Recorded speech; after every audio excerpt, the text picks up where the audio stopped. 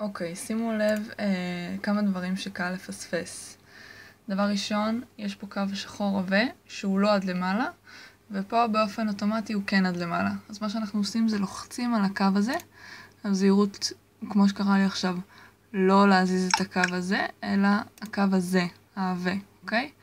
ואז עם העכבר פשוט גוררים אותו למטה, והוא יורד לכאן. עכשיו, גם הקו הזה, הקו של התיבות, אז פה הוא לא מחובר, ופה הוא כן מחובר. אז עושים בערך את אותו הדבר, הולכים ללמעלה של הקו, לוחצים, ואז נהיה ריבוע כזה לכולם. פשוט מורידים את זה למטה, אוקיי? ואז זה מופרד, כמו פה. ודבר אחרון לבינתיים ששמתי לב, זה היצירה הזאת שהוא שלח לנו, זה רק הדף הראשון. זה לא כל היצירה. בגלל זה, זה לא הסוף של היצירה, והסיבליוס שלנו חושב שזה כן הסוף של היצירה.